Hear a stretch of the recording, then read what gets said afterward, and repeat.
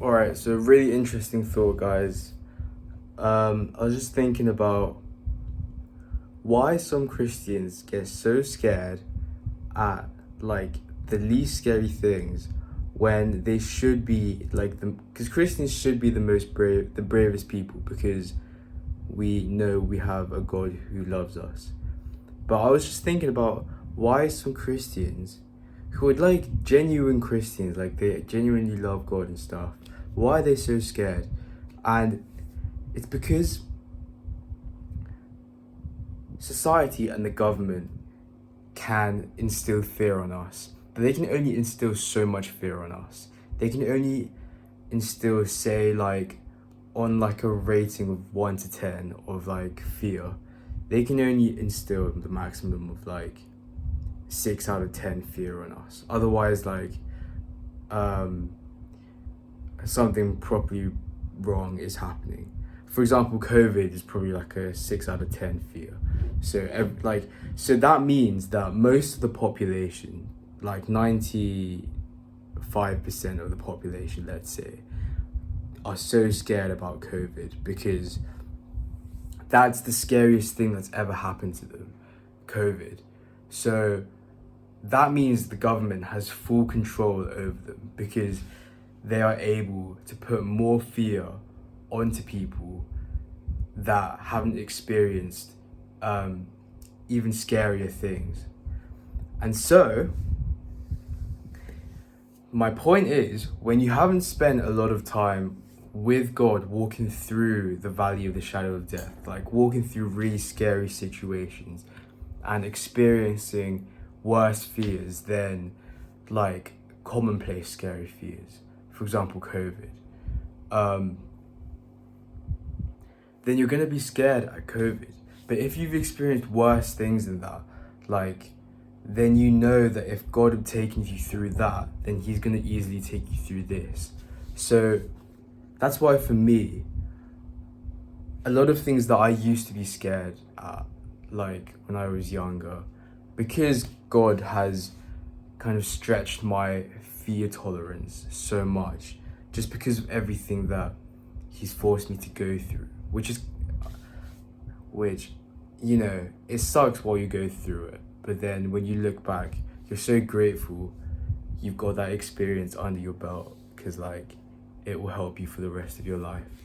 But yeah, that's why, like, because I've experienced these things in my life, it means I can go into the future with this mindset. Because I've experienced this physical or emotional damage, it means that I can go into the future with like more security, knowing that the things that I'm going to face is probably less severe than what I've already faced. So that means I can easily go through them. So yeah, that's why God takes us through pain. That's why God makes all his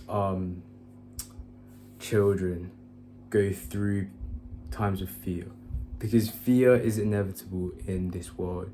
It's just part of life. It's something that every human has to go through. So I was watching this Jordan Peterson guy talking about, I guess, this idea, and he was talking about it in the perspective of parents.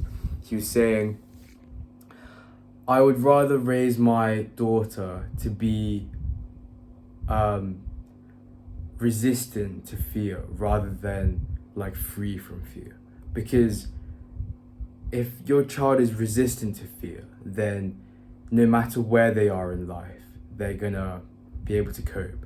But if you keep your child free from fear and like spoil them like when they grow up, then when they actually get released into the real world, which they will inevitably be released into the real world, they're gonna have to deal with some crazy things. Like, to them it will be like absolutely crazy what they're experiencing, because they've never experienced such pain before. So yeah, my point is, if God wants you to suffer and experience fear, to improve your fear tolerance, to like callous your, not callous, I guess, to like, to strengthen your faith in him. Because if you go through like a really difficult thing, then you like manage to defeat that thing, as in you manage to control yourself and like get yourself together in that situation and move and deliberately steer out of the situation, then you're like, oh, okay, I can do that. That means I can do all of these other things that are going to come in my future, because I know that I've done something that's 10 times worse. So yeah, God bless.